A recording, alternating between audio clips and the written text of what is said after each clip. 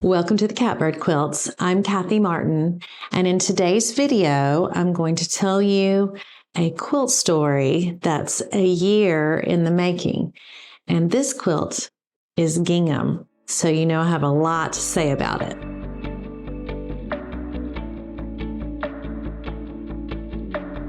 About probably a year and some months, like maybe not a year and a half, but close ago, I was quilting along happily and had this idea that I wanted to make a quilt with all gingham shirts, not gingham from the fabric store, just thrifted gingham. And I have this very good friend whose name is Brooke.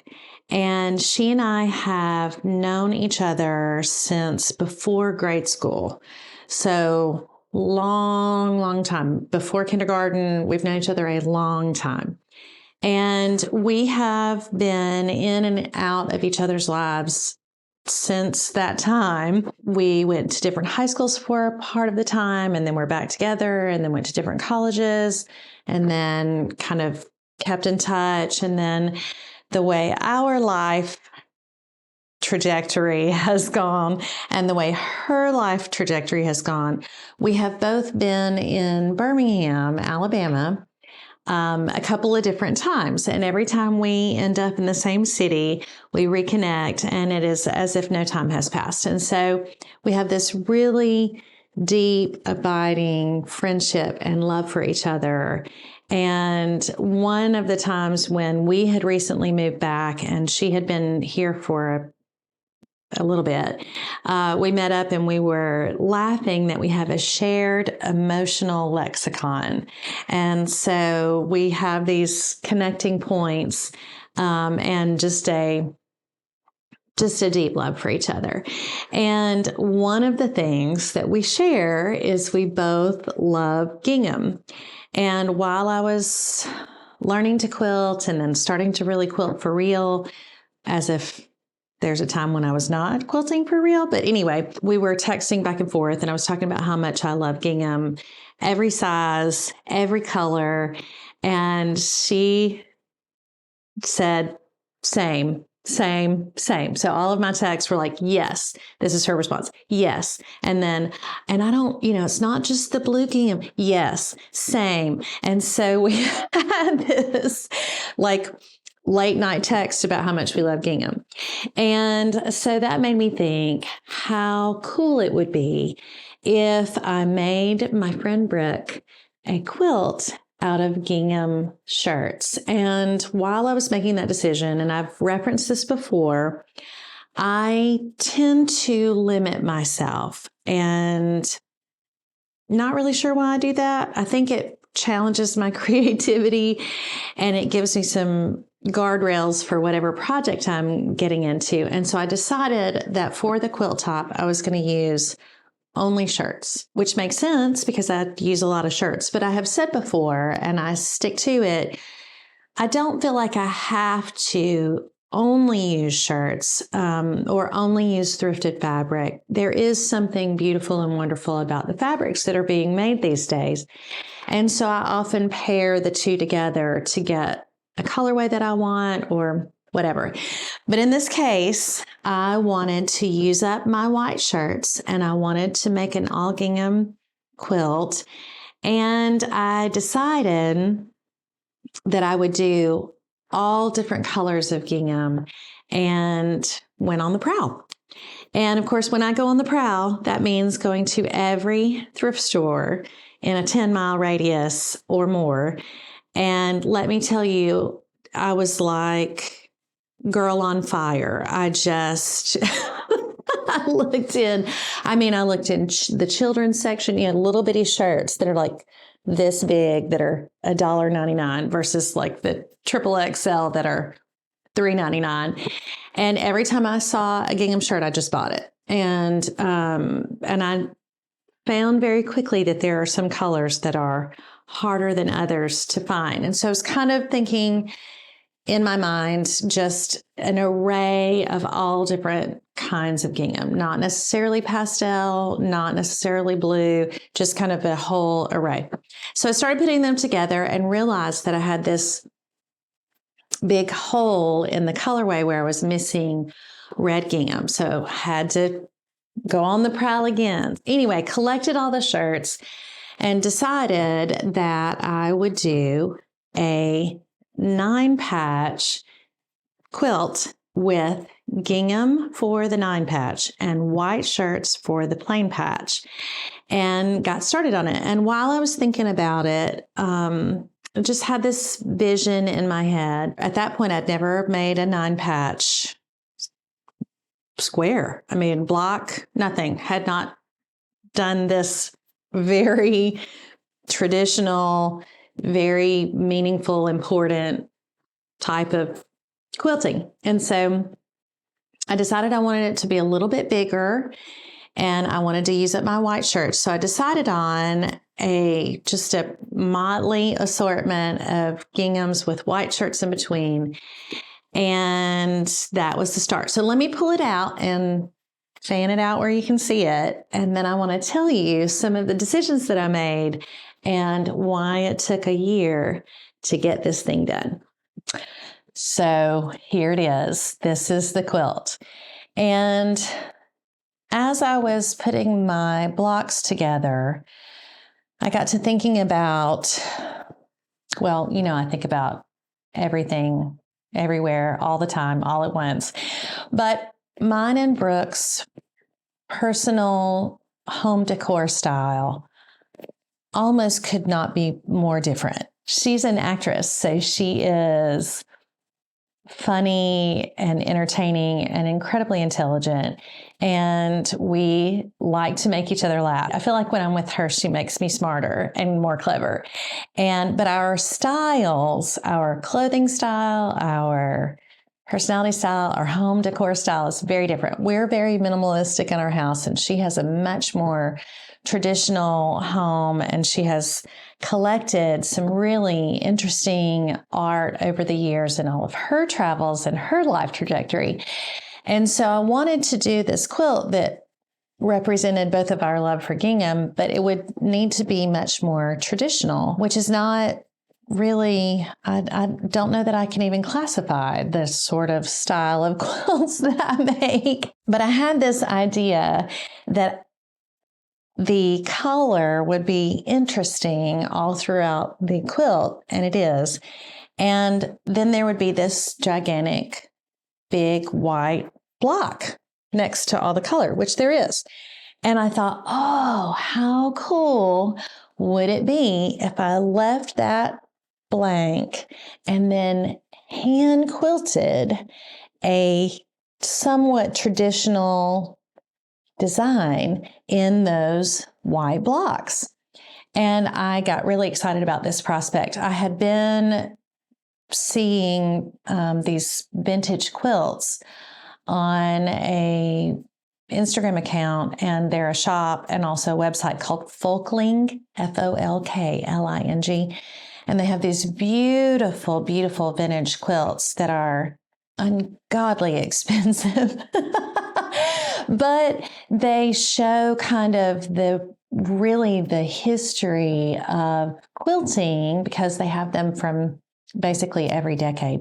And one of the quilts that I happened to see on Folkling was a vintage quilt that is in a color they call cheddar. I don't know who they are, the people at Folkling. And also, I think in quilt circles, that's kind of a thing. So it's this, it's exactly what it sounds like. It's this kind of yellowy orange. It was yellow, orange, and white, and it had straight line stitching through the 9-patch, and then this almost like sunflower, which I have since learned is a pretty traditional, been around forever, quilting pattern, not quilt design. And I loved it. And I thought, oh, this would be so great, because the mixture of colors and the traditional hand quilting in the middle will really be a marriage of what I like and what she likes. And so I made the quilt top, and it came together really, really quickly. And for those of you that are wondering if I used a pattern, I did not. I did 3.5-inch squares for the 9 patch, which makes it come together as a 9-inch block. And then the white shirt is 9.5 inches, which after seam allowance makes it 9 inches. And I just made it up, which is easy to make up because it's just a bunch of 9-patch blocks in gingham. And I had all the blocks together. It came together really, really fast, and laid it on the bed and spent the better part of a whole day mixing and matching, trying to get the colors and the contrast and the values, and have a couple of colors in here that I don't just absolutely love. So I had to figure out how to put those against things that made them look great, because honestly, I rushed the process when I was purchasing my ginghams. And I wanted, didn't want 2 pinks to go together, and I didn't want 2 blues to go together. But I wanted each combination to look nice and all that kind of stuff. So I really just about made myself crazy trying to figure out how to put all of the ginghams together. I did learn, and let this be a lesson to you if you have been reluctant to work with gingham. Several things. Number 1, gingham is not as hard as you think it is to work with. And part of the reason is if you are using squares, you just cut on the line of the gingham. You just cut on the XY axis, and if you can maintain a pretty decent seam allowance, it's going to come out straight. So that's thing number 1.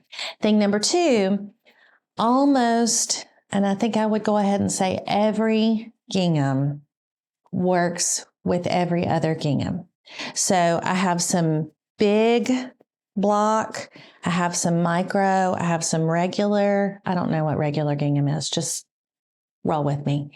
And so you can see even right here, this kind of citron yellow right here is a fairly big block gingham next to what I would consider pretty standard. And then, up here is a little bit smaller. If you look down at the bottom, if I were to pull that up, there's a really big, and then there's a micro in here somewhere. As I was doing the crazy making, this block here, no, 2 greens, no, even the colors that I felt were challenging, something about the fact that it's all gingham, it just works together. So that's thing number 2. Thing number 3 is that I can't remember what thing number 3 is. Well, thing number 3 is not a thing. So we just have thing 1 and thing 2 today. Anyway, so I put it all together. There's the micro. It's right here by me. And loved it, and just was so happy. And then in the meantime, I started thinking, what kind of backing did I want on it? And I went to the local quilt store, which my local quilt store has closed. I'm sick about it. There's another local one it's going to be my new local quilt store. But I found this fabric, and I don't think I could love this fabric more than I do. There is something about it. I love the color. I love the pattern, the print of it. It reminds me of wallpaper, except in the good way. It is just such a fresh, bright color. Some wallpapers. And wallpaper has fallen out of fashion, although I think it's coming back. And I know Rifle Paper Company, a lot of their fabrics, which I think are so beautiful, remind me of wallpaper. But anyway, that's neither here nor there. So it's just so bright and happy, and I bought a lot of it, but not enough to cover the whole entire quilt. That whole backing thing, piecing the backing and buying enough fabric to cover the whole entire thing, it's expensive, and it's a little bit of work. And so I had this idea that I would piece the back with just the fabric and then cut it in the middle and put a section of fabric in the middle so that I didn't have to do all of the yardage. So I did that. I, of course, then had to go on the prowl for the color to put in the middle. I actually bought 2 different fabrics to go. I bought one that's the turquoise and one that's the blue. I went back and forth on it. It is cotton poly, both of them. Actually were called, both from shirts, both from the thrift store. I bought them both because I wasn't sure. I have used both of these, both the turquoise and the blue, in other projects. They have been so useful, just so useful. I used it in the Lena quilt, not Lena, the Lena quilt. So if you watch that video and you see the bright turquoise and the bright blue, that's where this came from. So I pieced the back and actually had to learn how to match a print for this backing. And I don't often say this because I don't ever, I rarely think that I nail it, to be honest with you, if we want to be really, really, really frank. So I don't often go like, crushed it, because I don't usually think that I have crushed it. But in this case, where I seamed the backing fabric together, nailed it. Like you wouldn't know. And in fact, I was looking and I can't find it. So that's always good. So anyway, I made the backing, put the blue stripe in the middle of it. I thought it would be kind of fun and interesting. And I still think it's fun and interesting. And actually, those of you that have been with me for a while, if you've watched my videos, I've had this quilt hanging this way round on the design wall. Like when we get kind of desperate for a new background, this is often the one. It came together beautifully, and have had the quilt top and then made the quilt sandwich and was like, okay, let's do this. I used my blue tailor's chalk and did the lines, quilted the diagonals, and then got to the place where I was going to do that hand quilting and just lost all steam for it. Just absolutely lost all steam for it. And I don't know if it's because it was intimidating to do that many, or because I just don't have a lot of experience hand quilting. The most hand quilting I've done is mug rugs, because I wanted to do that sunflower style, which is, it's a circle with usually like crosshatch in the middle and then, like petals around the outside. It really was outside of my skill range and for the time. I think I could do it, but I think it would take me 100 years. And so I didn't do it. And I folded it up, and it has been on my sewing table on the second sewing desk that's out of the frame for my usual videos. And it just sat. And it's been sitting there for over a year, like a year or more. And part of why I think that I got stymied on it was when I did my diagonal lines through the 9 patches. At some point, I got it turned around. So, when you're doing quilting at home on your domestic machine, and you're supposed to go, so like if you are sewing from top down, you do all of your top down. You don't go top down and then turn it and then go bottom up. And then same for left to right. So you really are always going in the same direction. That way, as the fabric pulls, it's pulling in the same direction. You don't get that where it shifts and then creates those kind of puckers. Well, that's exactly what I did. So I was doing the diagonals through this way. And at some point, I got it turned around and went the opposite way through the 9 patch. And exactly what they say not to do is what happened. And so all through the 9 patches, there were those pulls where I had not only gone, for example, top right to bottom left and top left to bottom right. I had gotten it turned around at some point. And so it just was a source of consternation for me. And I have this thing that I sometimes do where when I hit a brick wall, I'm just like, well, I'll just put that away and it will go away. Well, they don't go away. They just sit on your sewing desk and gather dust. And so when I made the video managing my whips, this was one of the ones that I had to pull out and deal with. I really just had that, I don't know what to do about this because I don't have the time or energy or mojo to execute my vision. And yet I had put so many hours in it already that I didn't want to back up from where I was. And so I was literally stuck with it at a crossroads. So I went to my trusted advisors, Paul, Jennifer, Sissy, my long arm quilting friend, and said, here's where I am. And through various conversations, we collectively were like, what if it just needs a blank slate and start over? Not start over with the quilt top, but start over with the quilting. And so Paul, in his kindness and love for me, sat in the evenings while I was either doing hand binding or breaking down a shirt or whatever I was working on. He unpicked the quilting that I had done. And when he got it out, and it went faster than I thought, by the way, he might not agree with that.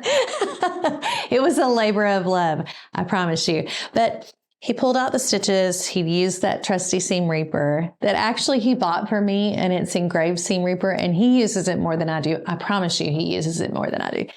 Took all the quilting out, and we just decided, let's let someone who is skilled at this take a crack at it and really redeem. Because what I wanted is for these big 9-inch white squares to have something really remarkable in them. That's actually really what I wanted. And I thought I wanted to hand quilt it, but really what I wanted is for it to be special. For whatever reason, I didn't have the ability or wherewithal to create special.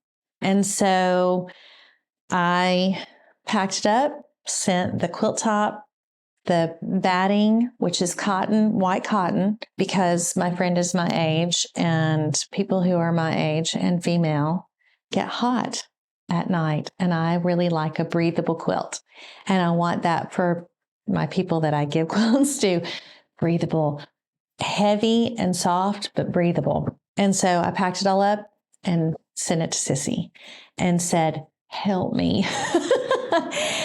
And she did. And so she took it on, and we had this wonderful, enjoyable back and forth of what's your vision? And she could see the chalk lines for what I had done and was able to see my vision for it. And then I sent her actually pictures of those vintage quilts from Folkling to give her some inspiration and some sense of what I had desired for it. And then she sent back to me her vision and her ideas. She drew them out and on graph paper so that I could see them. And we kind of, what do you think about this? What do you think about this?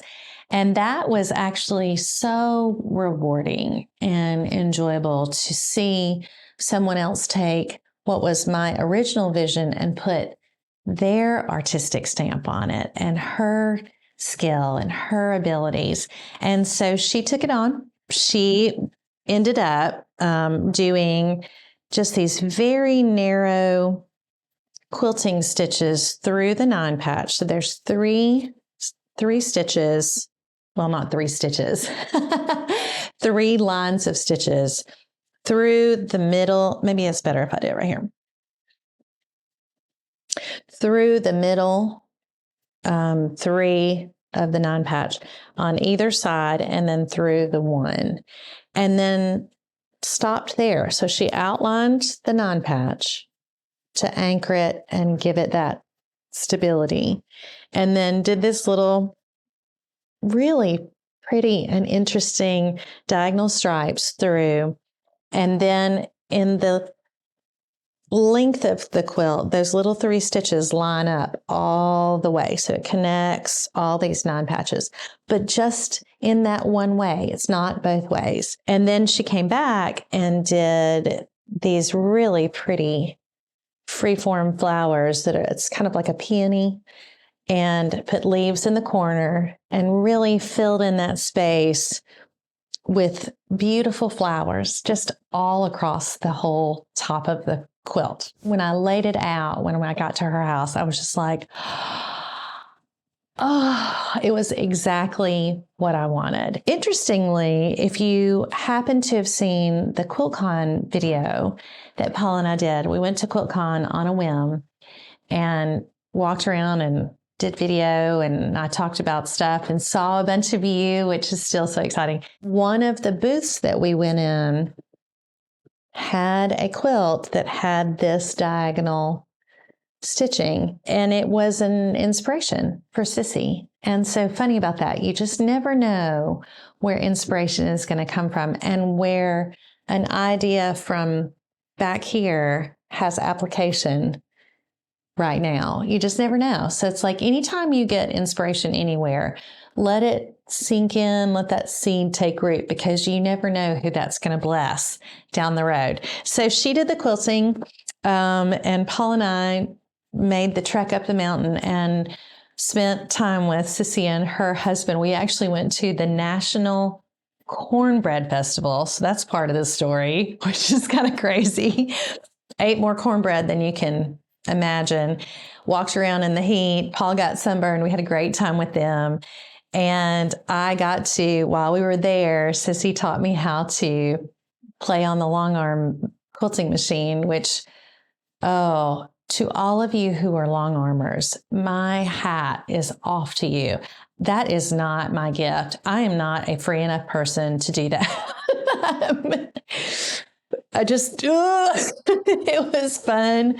But I tell you, I have all of the admiration and respect in the world for those of you that can do long arm quilting and come up with these beautiful designs. And then this is a rare quilt from the standpoint that I don't usually put a border on quilts. It's just kind of not my thing. I like that design to go all the way to the edge.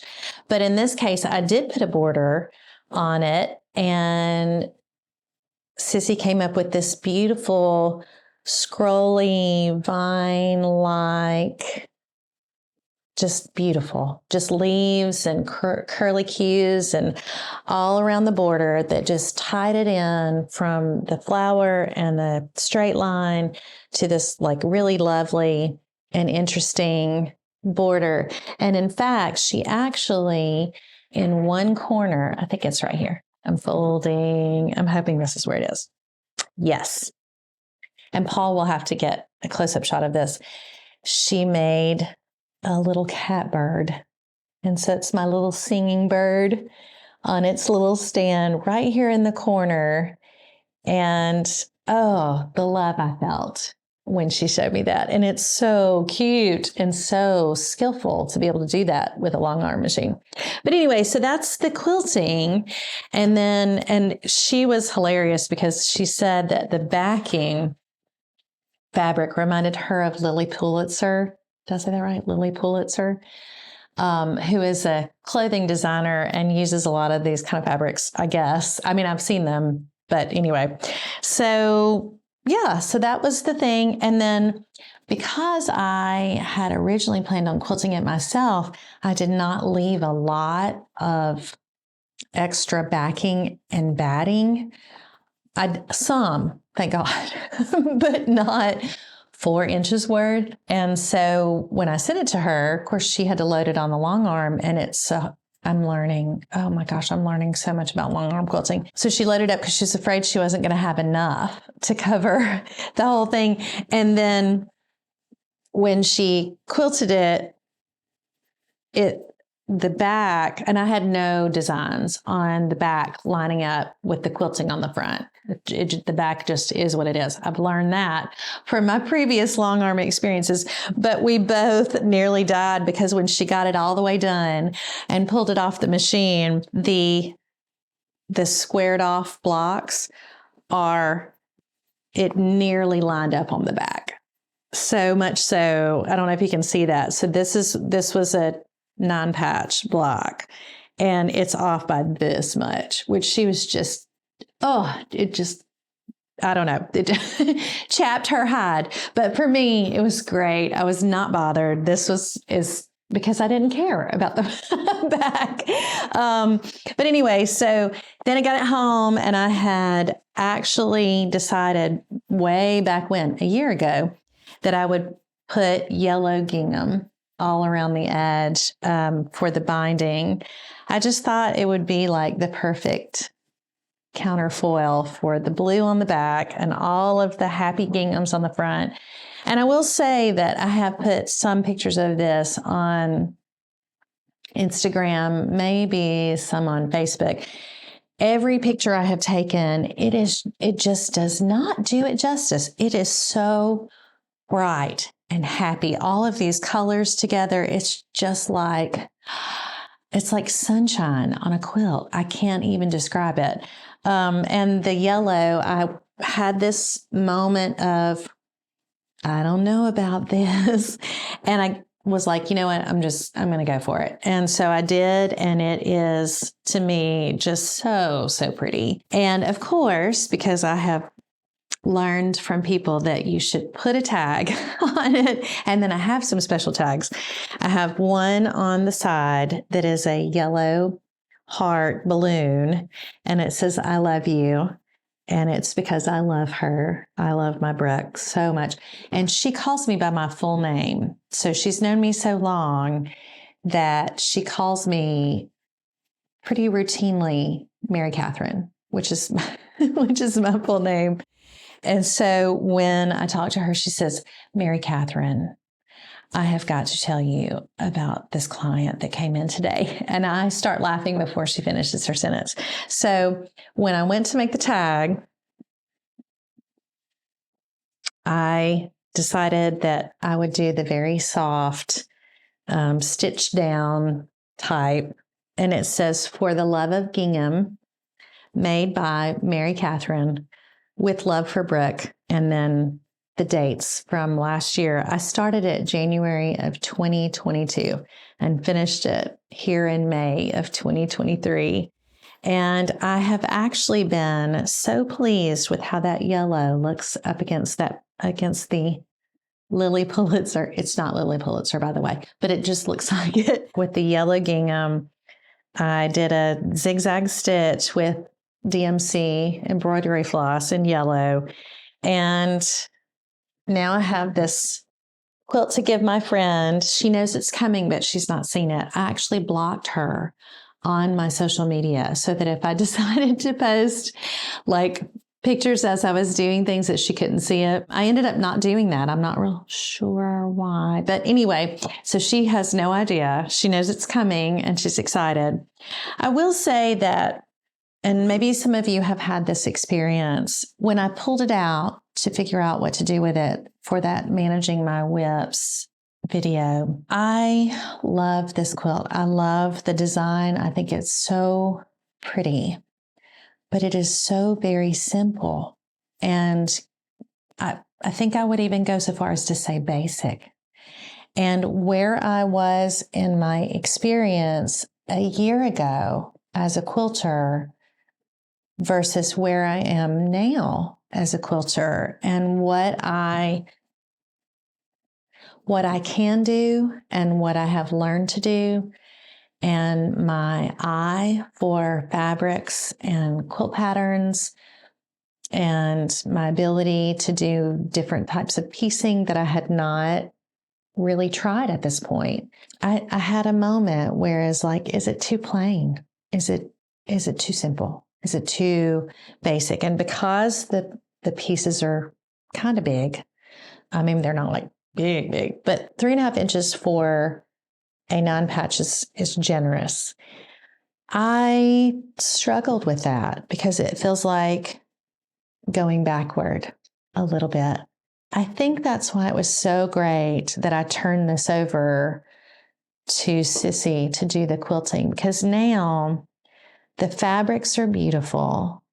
And it's a fun and light-hearted, simple design, but the quilting is really what makes it shine. And she helped me realize my vision. And now I'm just delighted with it. I am just absolutely delighted with it. And I just know in my heart, but I think that Brooke will love it for what it is and will enjoy it and hopefully will get to experience the softness and breathability and all those great things about working with men's shirt fabrics that make me so happy about quilts, that she'll get to reap the benefits of that and love it for a long time. Thanks for coming with me on this journey of this quilt story. I would say the name of the pattern, except there isn't one. I just made it up. So if you like the look of this, copy it, imitate it, make your own version. It's so not hard. You can do it and end up with a really pretty quilt. I'm Kathy Martin. This is the Catbird Quilts. Thank you so much for watching.